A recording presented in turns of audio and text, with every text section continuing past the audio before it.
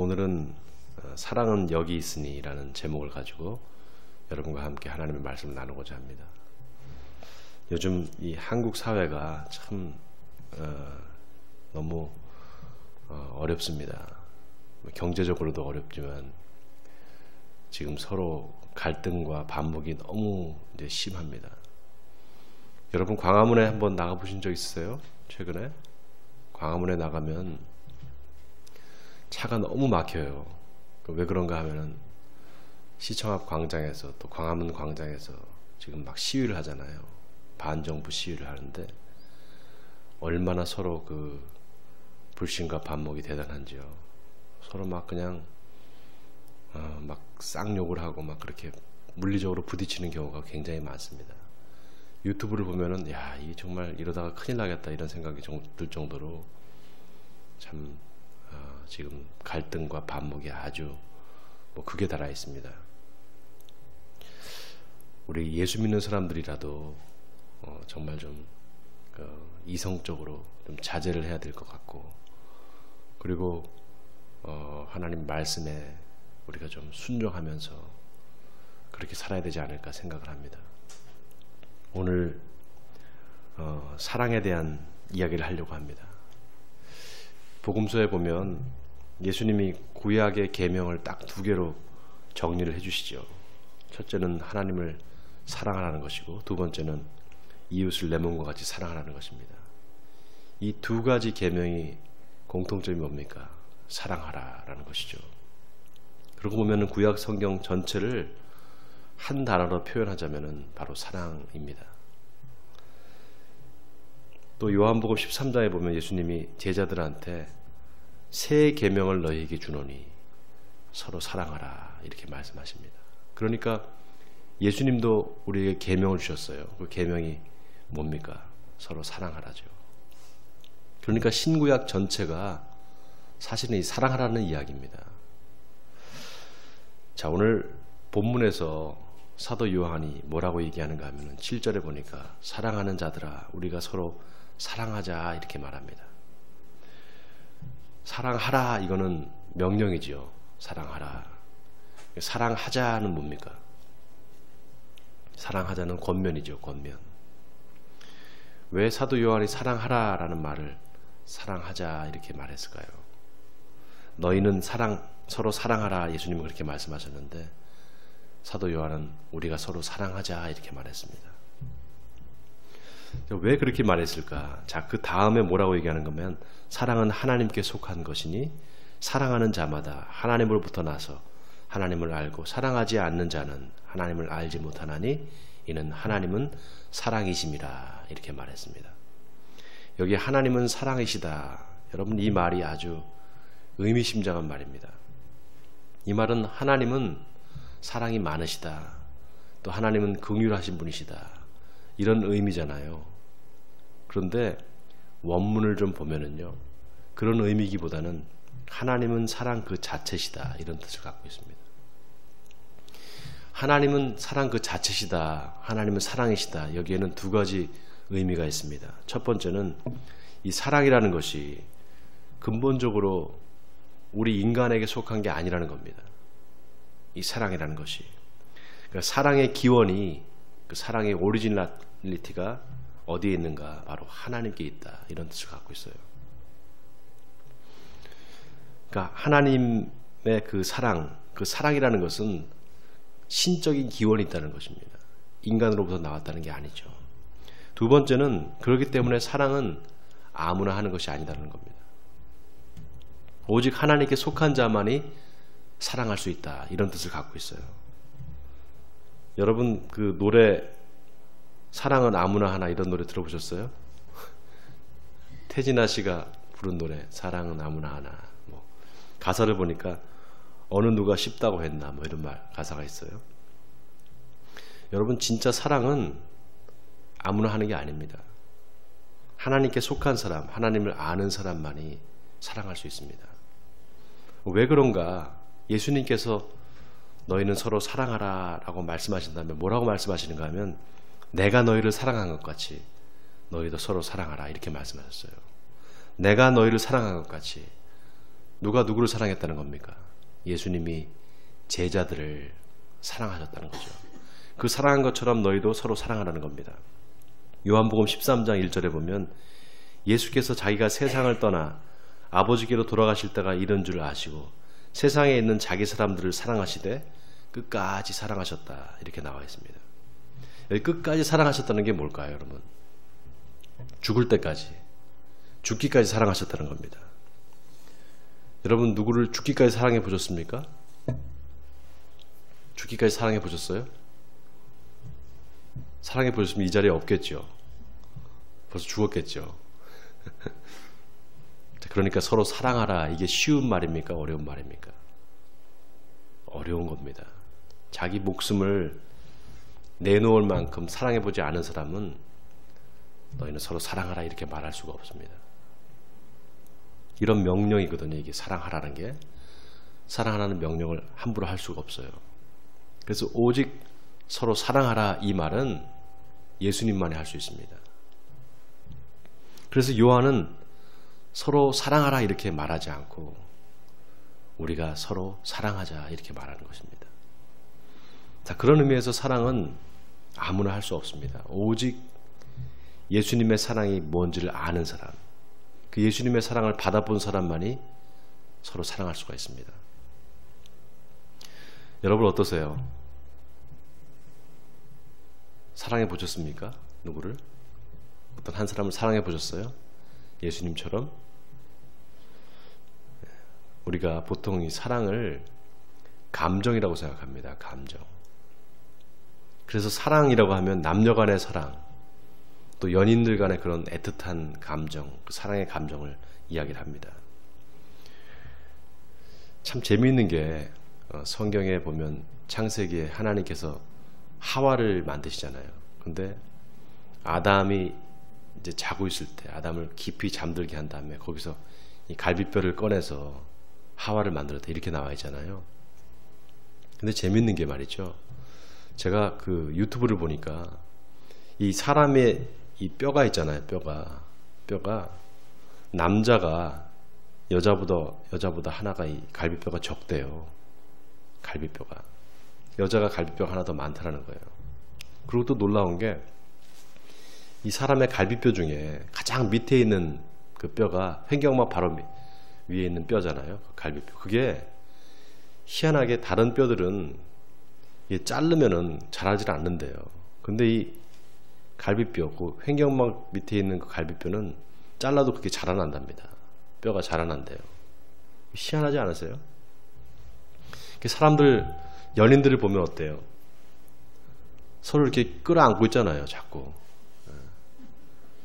끌어안고 있죠. 그 왜 그런가? 그 갈비뼈가 말이죠, 그 제자리를 찾아가려는 겁니다. 갈비뼈가 제자리를 찾아가려는 거예요. 사랑을 하면 그렇게 자꾸 서로 안아주고 싶고 끌어안고 싶고 그런 것 같아요. 자, 그런데 정말 그 사랑이 감정일까? 여러분, 사랑은 감정이 아닙니다. 오히려 감정에 속아서 진짜 사랑이 뭔지를 모를 때가 많아요. 그 감정에 속아서. 여러분, 사랑에 눈이 멀었다, 이런 말 들어보셨죠? 사랑에 눈이 멀었다. 이게 여러분 긍정적인 의미로 쓰입니까? 저 사람 사랑에 눈이 멀었어, 이렇게 말할 때 긍정적인 의미로 쓰이지 않습니다. 약간 부정적인 표현이에요. 그러니까 사랑에 눈이 멀어서 뭔가 하지 말아야 될 짓을 했다, 이런 뜻으로 쓰일 때가 많단 말이죠. 성경에 보면은 다윗의 그 큰아들이었던 암논이라는 왕자가 나옵니다. 근데 이 암논의 배다른 형제죠. 압살롬이죠. 압살롬의 여동생이 있었어요. 다말이라는 여동생이 있었는데 이 암논이 그 다말을 살짝 유인을 해가지고 겁탈을 합니다. 그런데 성경에 보면 암논이 다말을 사랑했다, 이렇게 나와 있어요. 근데 둘이서 그렇게 관계를 하고 난 다음에 이 암논이 그렇게 또 다말을 미워하고 그냥 왕궁에서 내쫓아 버려요. 그러니까 결국 그 일 때문에 이 압살롬이 원한을 품게 되죠. 그래서 암논을 죽여버립니다. 그리고 반란을 일으킨단 말이죠. 그러니까 그게 진짜 그러면 암논이 이 다말을 사랑한 것이냐? 그게 진짜 사랑이냐? 사랑이 아니었다라는 거죠. 사랑이 아니라 욕망이었던 것입니다. 그래서 우리가 우리 감정에 자꾸 속아요. 내 감정에 따라서 또 상대방의 감정에 따라서 막 내 마음이 변한다. 이거는 사랑이 아닙니다. 환경에 따라서 변하는 것, 그건 진짜가 아니라 가짜입니다. 여러분, 진짜 사랑은 사람 눈을 멀게 하는 것이 아니라 오히려 눈을 밝게 합니다. 진짜 사랑은. 그리고 진짜 사랑은 변함이 없습니다. 그래서 우리가 감정을 너무 믿으면 안 돼요. 찬양의 은혜를 받으면서 찬양하다가 은혜 받고 눈물을 흘릴 수 있잖아요. 그런데 슬픈 음악을 듣고도 눈물이 나요. 그렇잖아요. 슬픈 음악을 듣고 눈물이 납니다. 그게 감정이란 말이죠. 그럼 사랑이 감정이 아니면 그럼 뭐냐? 사랑이 감정이 아니라면 뭘까요, 여러분? 사랑은 감정이 아니라 오히려 의지입니다. 의지. 그 의지에 따른 행위가 바로 사랑이에요.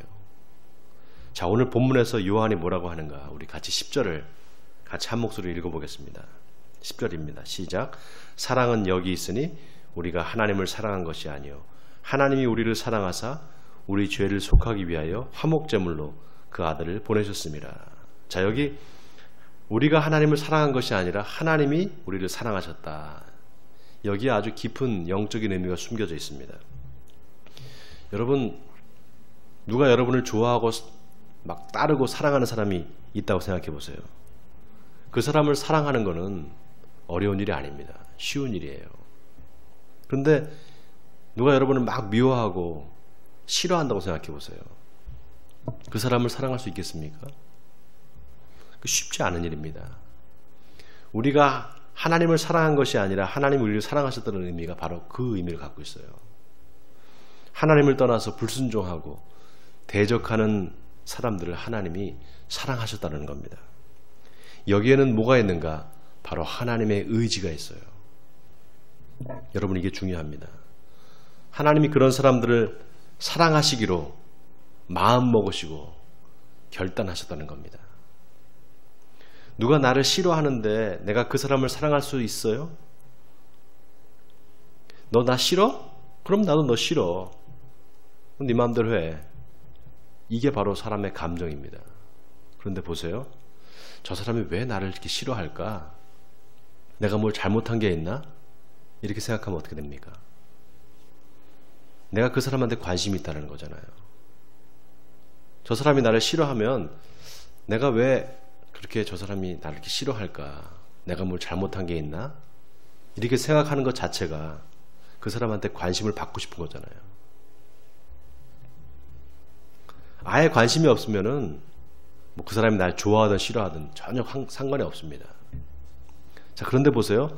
날 싫어하는 사람, 저 사람을 위해서 그럼 내가 뭘 할 수 있을까? 여기까지 생각하면 어떻게 되죠? 그때부터는 그 사람의 의지가 작용하는 겁니다. 그 사람의 의지가. 더 나아가서 그 사람을 위해서, 나를 싫어하는 사람을 위해서 내가 뭘 선물을 하나 준비해야 되겠다. 이렇게 생각한다고 생각해 보세요. 그럼 어떻게 되는 겁니까? 그 사람의 의지가 선물을 사서 주는 그 행위로 나타나는 거죠. 그렇잖아요. 자, 하나님이 그렇게 하셨다는 거예요. 하나님을 싫어하고 불순종하고 하나님을 떠난 사람들을 향해서 내가 저 사람들을 사랑하리라. 내가 저들을 사랑하리라.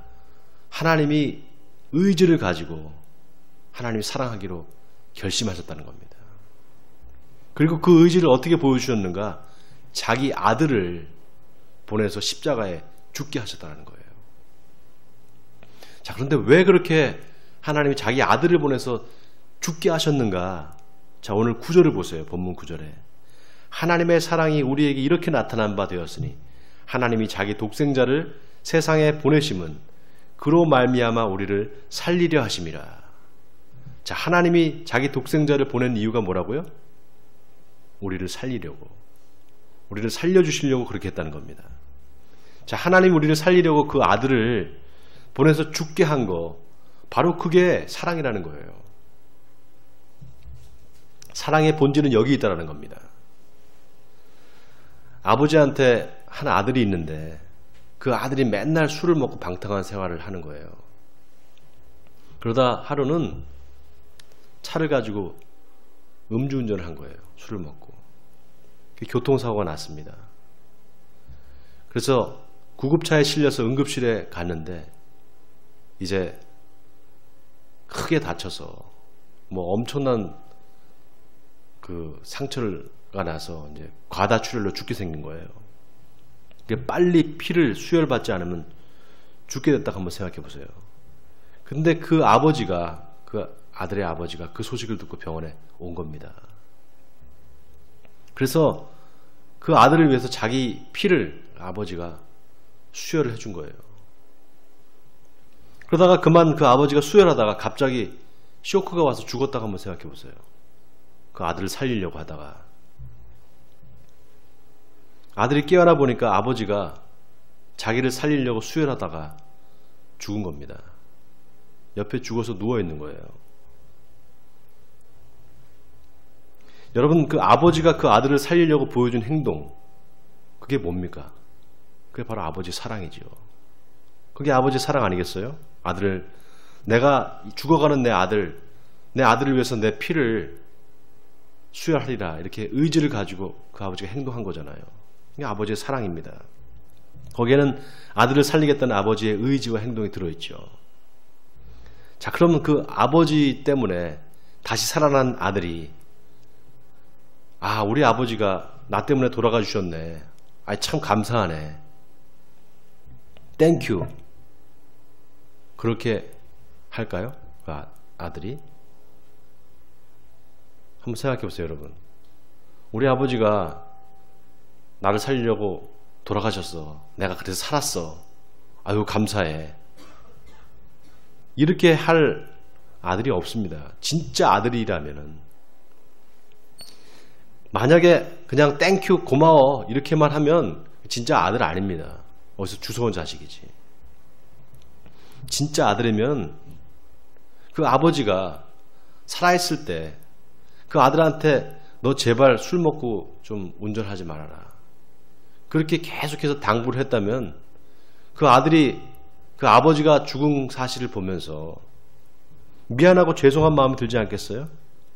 내가 그때 아버지 말만 들었어도 우리 아버지가 이렇게 죽지 않았을 텐데, 이렇게 생각하겠죠.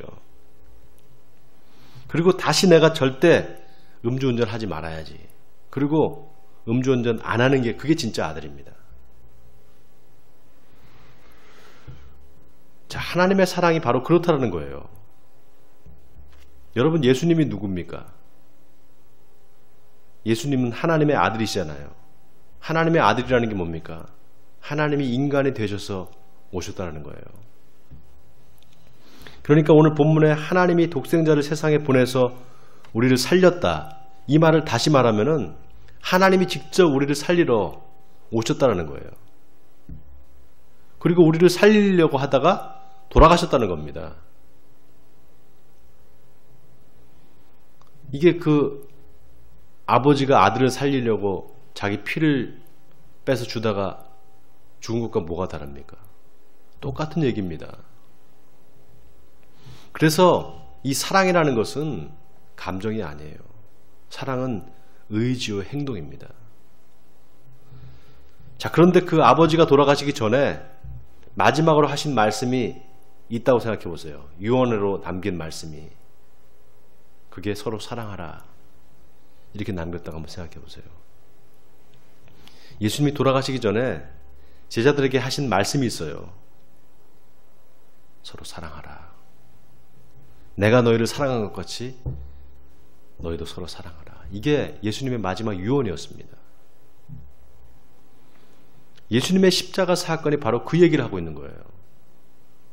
자, 그래서 보세요. 오늘 본문 11절에 사랑하는 자들아, 하나님이 이같이 우리를 사랑하셨은즉 우리도 서로 사랑하는 것이 마땅하도다. 여러분, 이게 무슨 말입니까? 나를 좋아하고 나를 사랑해주는 사람만 사랑하지 말고, 나에게 상처를 주고 나를 미워하는 사람도 그 의지를 가지고 사랑해 보라는 것입니다. 그게 진정한 사랑이 아니겠느냐. 지금 이 얘기를 하고 있는 거예요. 예수님을 3번씩이나 모른다고 부인했던 그 베드로, 예수님의 수제자였던 베드로를 예수님께서 부활하신 다음에 찾아오시죠. 그래서 뭐라고 말씀하십니까? 네가 나를 사랑하느냐 이렇게 물어보세요. 여러분, 예수님이 베드로가 3번씩 자기를 부인할 것을 아셨을까요? 몰랐을까요? 아셨어요. 네가 다 굴기 전에 3번 나를 부인하리라 이렇게 말씀하셨단 말이죠. 그때 베드로가 뭐라고 했습니까? 내가 주와 함께 죽을지언정 절대로 주를 부인하지 않겠습니다 이렇게 말했습니다.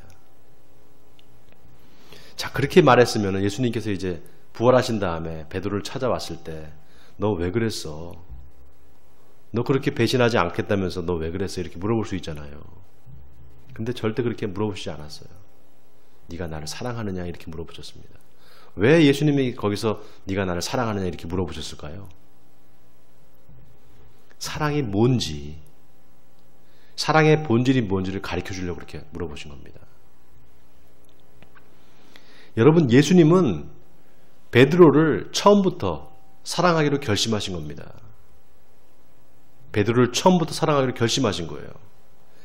얘가 나를 모른다고 부인해도 나는 너를 사랑할 거야. 네가 나를 모른다고 부인해도. 그리고 내가 너를 반드시 구원할 거야. 너를 살려줄 거야. 예수님이 이렇게 결심하신 겁니다. 여러분, 바로 이게 사랑입니다. 여러분 같으면 모른다고 배신하고 저주까지 한 그 친구를 말이죠. 친구를 저주한, 어떻게 보면 예수님과 베드로, 예수님의 제자들이 거의 같은 동년배입니다. 스승과 제자이기도 하지만 서로 친구였어요. 같이 동고동락하면서 같이 밥 먹고 같이 웃고 같이 재밌게 놀았던 그 친구를, 그 배신한 친구를, 그리고 저주까지 한 친구를 사랑할 수 있겠습니까? 나를 좋아하는 사람, 나한테 잘해주는 사람을 좋아하고 사랑하는 것은 할 수 있습니다. 그런데 나를 미워하고 배신한 사람을 사랑한다? 이거 인간의 힘으로 안 됩니다. 인간의 힘으로 할 수 없는 일이에요.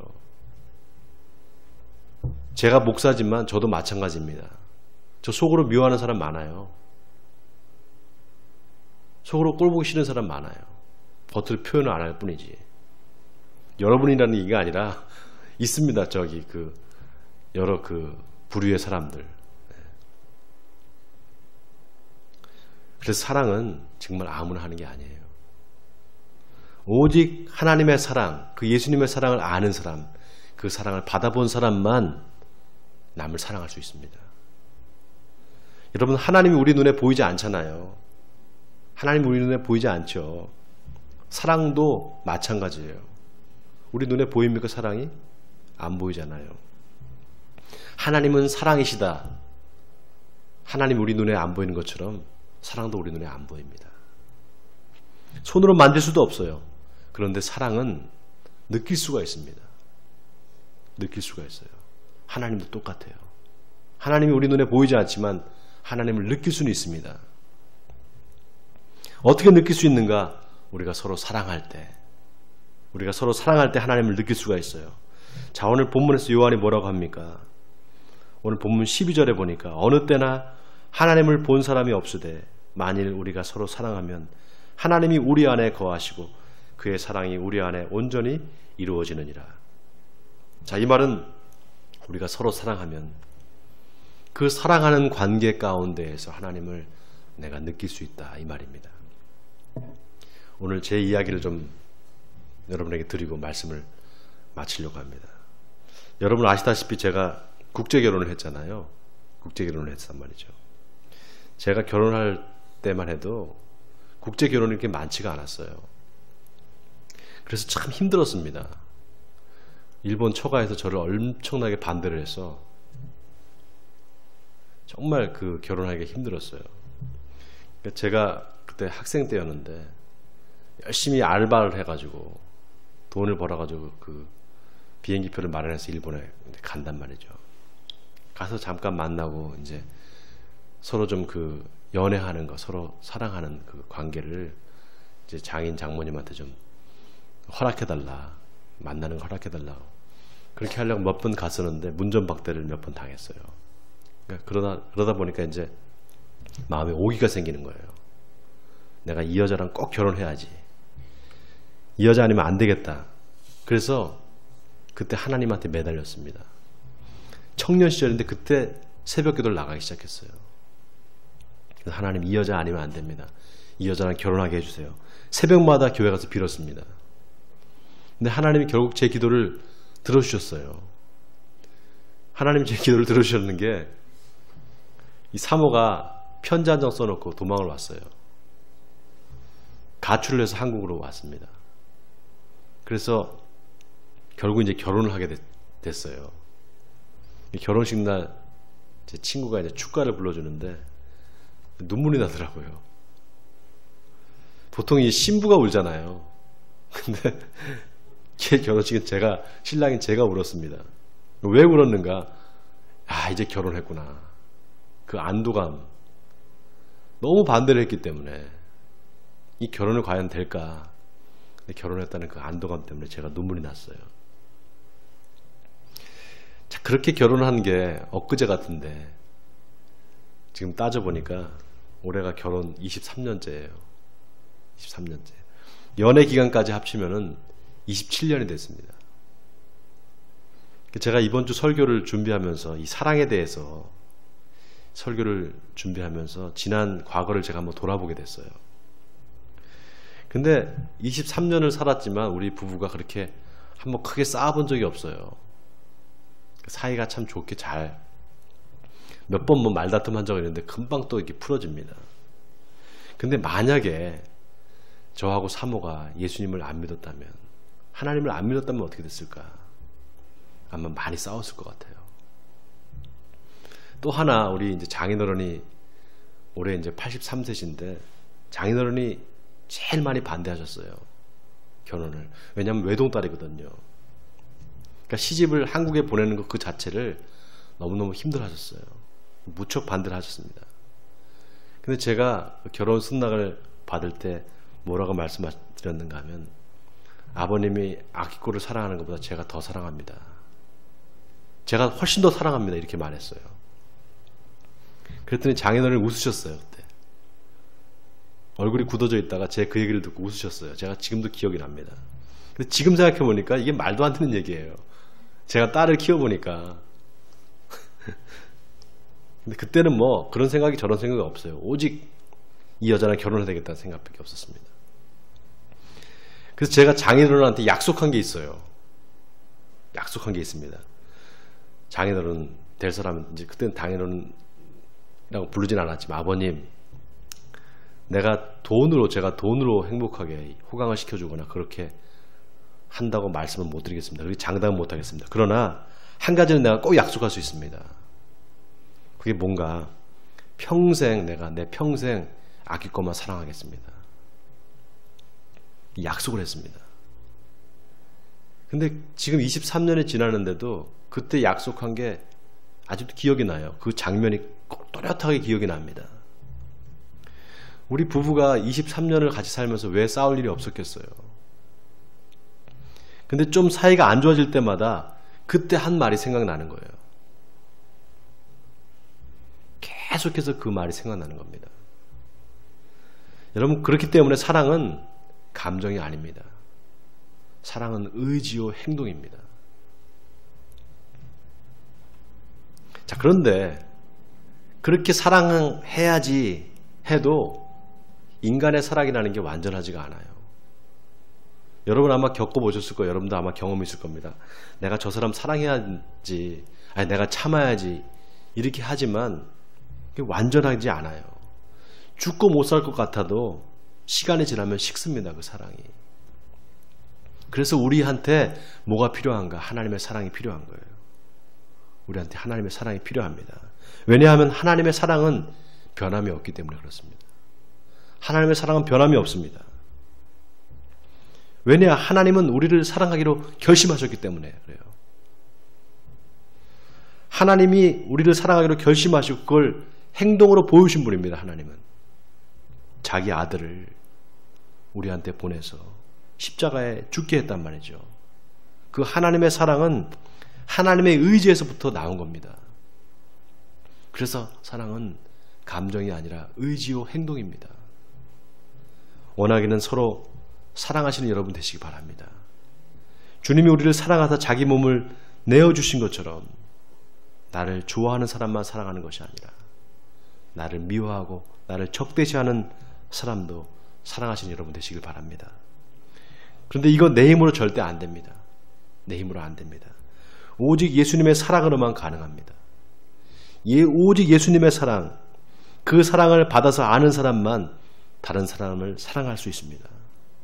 나를 미워하고 싫어하는 사람이라도 그 사람을 품고 사랑할 수 있는 사람, 그 사람이 진짜 예수 믿는 사람입니다. 원하기는 예수님의 사랑으로 서로 사랑하시는 여러분 되시기 바랍니다. 그래서 날마다 여러분의 일상 가운데 사랑이신 하나님을 만나시는 여러분 되시기를 주님의 이름으로 간절히 축원드립니다.